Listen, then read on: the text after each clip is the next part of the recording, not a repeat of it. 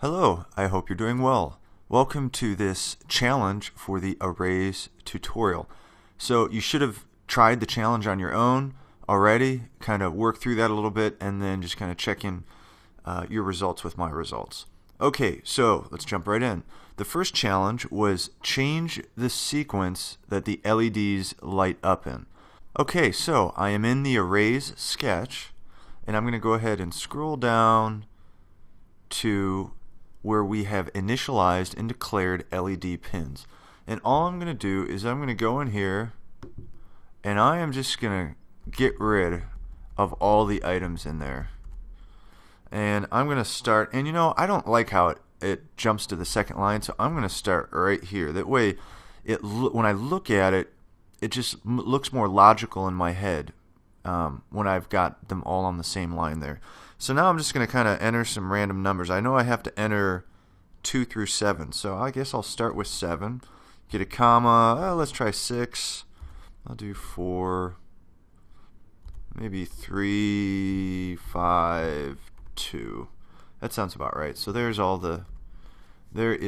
of the pins 2 through 7. Verify the code. Make sure I didn't make any mistakes there. Alright, I managed not to make any errors there, so that's good. We can go ahead and upload this, and then you can see simply all we've done is change the sequence. I mean, that was pretty easy. We just changed the numbers there. One thing I want to talk about with these arrays is that notice how me changing the line didn't matter at all. So like this and this, the computer sees the same thing, because it's just looking at that one statement. So you can arrange this data however you is easiest for you to look at. So we could do something like that. Is that easier to look at? And then I'll kind of give us some space. So now all of our data is on this line all by itself. Or we could even do this. I mean, if we wanted to look at it vertically, does that make, maybe this would help us make more sense? And look, I'll go ahead and verify the code, and I don't get any errors. And when you upload it, it will work all the same. So how you want to look at the data might depend how you physically have it set up on the board. Like if you're looking at your LEDs vertically, it might not hurt to set it up in the program vertically, just so there is a pairing between what you see in your code and then what you see in the physical reality, the physical setup. Likewise, maybe you have 2 LEDs next to each other. So if you had 2 LEDs next to each other going down the row, you could set it up like so. So you could have each of these paired. I mean, this might sound a little obscure or abstract, but actually when you align the code and the physical reality like this, and it has meaning, it actually makes it a lot easier to understand as you adjust numbers. So any of those setups are the same. All it's looking for is that opening curly bracket, and then as far as the compiler cares, it's just looking for a number and a comma. So it's looking for that value and then the comma divider there, and then it looks for the closing curly bracket. Okay, and then another note I want to say about arrays is that arrays actually, yes, they hold values, but they can hold variables of values, okay?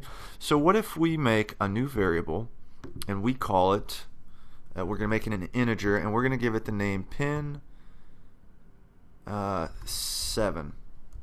So pin 7, and guess what? We're going to make it equal to 7. And then what I'm going to do is I'm going to get rid of the value here, and I'm going to instead call it pin 7.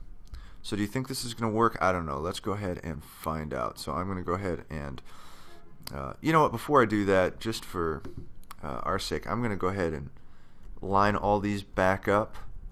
That way it looks a little more clear since our setup is all next to each other. Okay, so I kind of like it like that.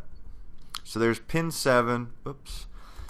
Pin 7, our new variable. Let's go ahead and verify that, and let's upload it. And you can see it runs the exact same way. No difference. So your array can hold variables. Okay? Pretty cool, huh? That's pretty awesome. All right, so that's the first challenge. Let's go ahead and jump into the second challenge.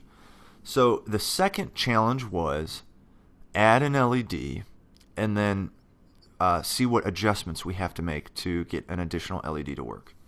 Okay, so what would we have to do to add an LED? Okay, for ease of understanding's sake, I'm going to go ahead and comment out that code, and I'm going to return this to 7. Now, if we're going to add an LED, I say, and actually we specified pin 8. So let's go ahead. I'm just going to add an 8 there. So that's another pin. And again, to set that up, you should be familiar with how to add an LED to a Arduino pin by now. You're putting that 220 ohm resistor in line with the LED. All right, and then here's pin count. So the number of pins or the length of the array. Well, we've added a pin here. So let's see. We've got 1, 2, 3, 4, 5, 6, 7. So I'm just going to change that to 7. Okay, now what else am I going to have to change? I don't know. Let me scroll down here to setup. Well, there's no hard-coded numbers in here. It does have this pin equal to 0, but that's actually referring to the index. That number is used to index the array. And then I come down to my for loop, and again, there's 0, but in the condition we don't have anything hard-coded. And I come back, I come down one more time, and again we're using variables throughout, so there's nothing really hard-coded in here. So what I suspect is that whoever wrote this program did such a good job that all we had to do was add the pin number and then adjust the pin count variable. So all from our Starship Enterprise console, we were able to affect the entire program just by adjusting a couple a couple variables at the top there. That is pretty awesome. Okay, so at least that's what I suspect. Let's go ahead and verify and upload and see if that in fact works. And it does. Very awesome. Okay, well, that is the challenge. I hope you learned something. And thanks so much for listening. I can't wait to see you at the next tutorial. Have an awesome week.